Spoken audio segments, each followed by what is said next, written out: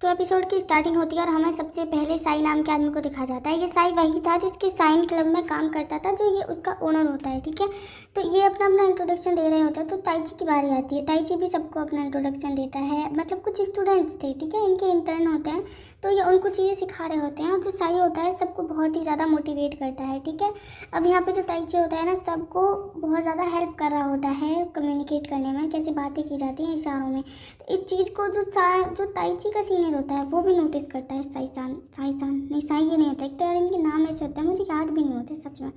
अब ये ना ताइची को मतलब अप्रूवल दे देते हैं कि तुम हमारे साथ काम कर सकते हो।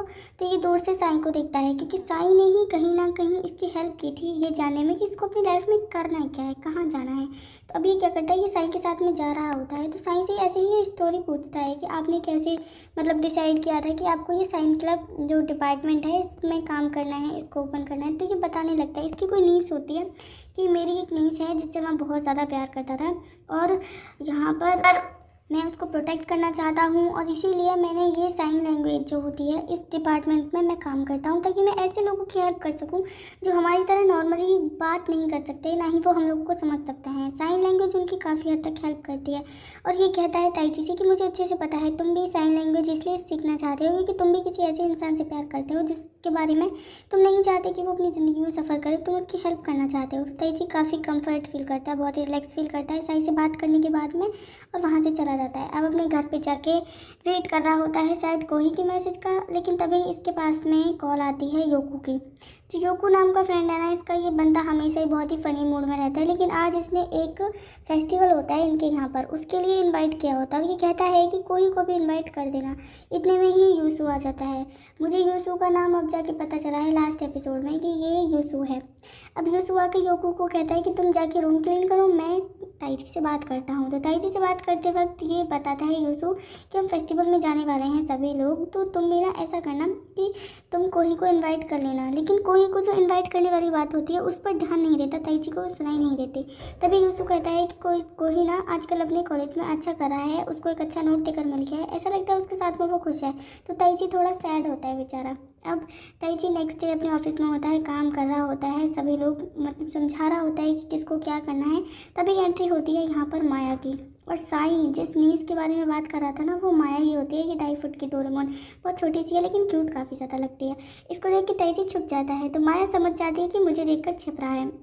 अब ये साई के पास में जाती है और कहती है क्या ये सच में मुझे देखकर ही छिप रहा था। तो साई वहाँ से चला जाता है और कहता है ताइची से कि देखो यही थी मेरी नीस, बहुत ही ज़्यादा प्यारी है ये, इसके बारे में मैं बात कर रहा था, ये सुनने में इसको प्रॉब्लम होती है, लेकिन ताइची को तो सब कुछ पता था पहले से ही। तो ताइची ना बातें करने लगता है माया से। तो अब ये कहता है ताइची कि तुम लोग कोई को मत बताना कि मैं यहाँ पर काम करता हूँ सॉरी।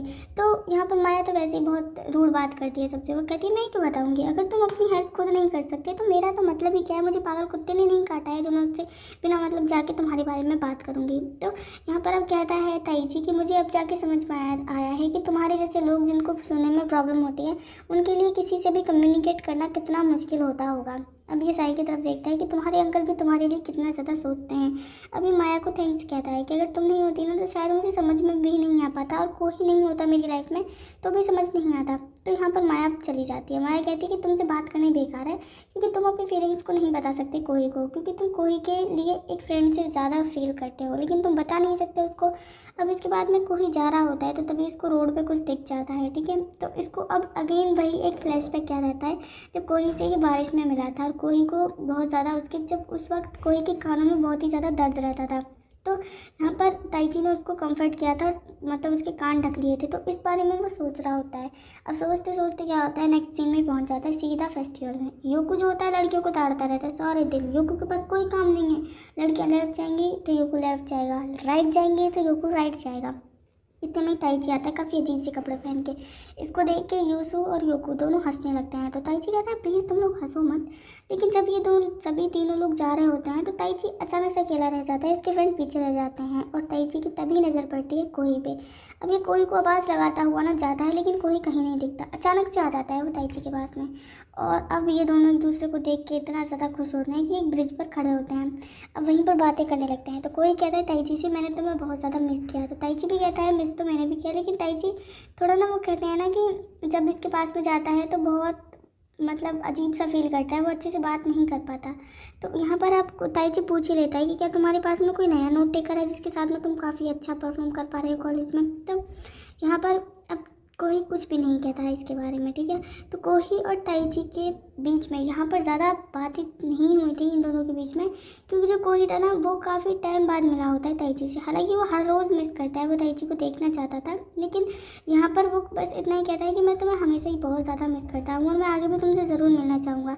लेकिन ताइची कुछ कह पाता कितनी बेचारी ताइची का दिल इतना ज़्यादा बढ़ जाता है कि उसकी आवाज़ भी एकदम से बैठ जाती है और ये अचानक से पता है क्या कहता है, ठीक है मुझे जाना है कोई, और वहाँ से दौड़ कर भाग जाता है। कोई इसको देखता ही रह जाता है, कोई इसको बुला भी नहीं पाता। लेकिन ताइची इतना गुस्से में होता है ना, मतलब गुस्सा नहीं, इतना ज़्यादा सैड होता है, इतना तेज चल रहा होता है, इतना तेज चल रहा होता है कि जाते जाते ना एक कला खा जाता है, मतलब ऐसा ज़ोर से गिरता है ना घूम के, और रोड पर ही पड़ा रहता है और कहता है कि ओ मुझे बहुत हर्ट फील हो रहा है, बहुत हर्ट फील हो रहा है। तो वहीं पर रोने लगता है, क्योंकि इसको चोट नहीं लगी थी, इसको कोही से अलग होना पड़ रहा था, इसलिए इसको बहुत ही ज़्यादा हर्ट फील हो रहा होता है। अब ये नेक्स्ट डे जाता है अगेन अपना, पता है नहीं नेक्स्ट डे नहीं, यहाँ पर ये सोच रहा होता है कि जैसे कोही ने लास्ट टाइम इसको किया था ना कि तुम हमेशा खुश रहो ऐसे करके, तो ये जो साइन होता है ये लव का साइन होता है, और ये ताइची को थोड़ा बाद में पता चला था। अब ये इसी चीज़ को सोच के काफ़ी ज़्यादा सैड हो रहा होता है, रो रहा होता है। इसको फाइनली पता चल गया है कि कोही इसको लव करता है।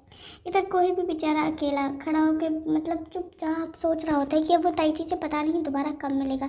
अब यहाँ पर हमें फ्लैशबैक दिखाया जाता है, जब कोही यूसू और योको के साथ में होता था ना, तो वहाँ पर एक फ़ोटो थी जो उन्होंने ज़ॉम्बी वाली मूवी की शूटिंग की होती है साथ में।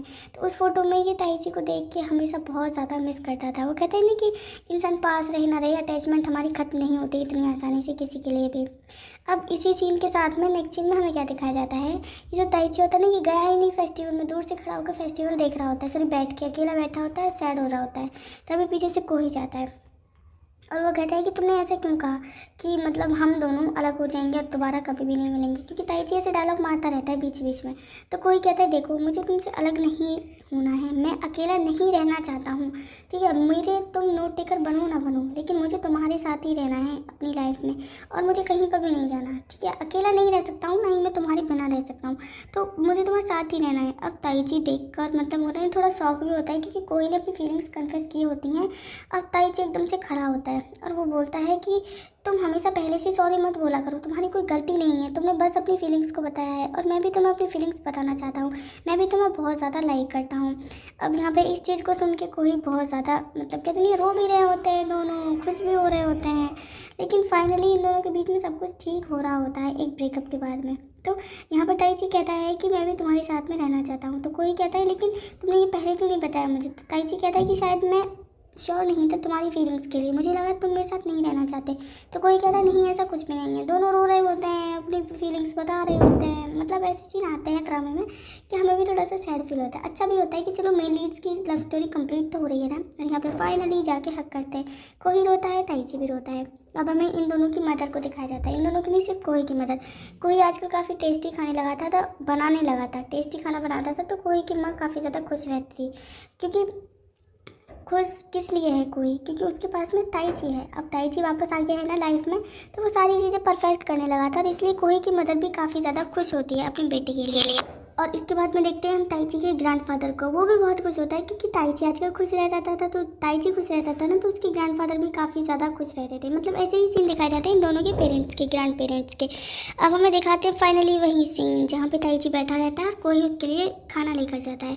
तो ताइची पूछता है कि इससे अगर तुम्हें पास्ट में जाने का मौका मिले तो तुम क्या करना चाहोगे। तो कोई सोचने लगता है उसी टाइम के बारे में जब ताइची उसको फर्स्ट टाइम मिला था, और ताइची ने जब खाना खाया था ना, तो उसको वो बहुत टेस्टी लगा था, उसने बहुत तारीफ़ की थी। और उसका जो लंच बॉक्स होता है, कोही का लंच बॉक्स ताइची के पास में ही रह गया था। ताइची ने बहुत आवाज़ दी थी कोही से कि इसे लेकर तो जाओ, कम से कम खाना तो खा लो अपना।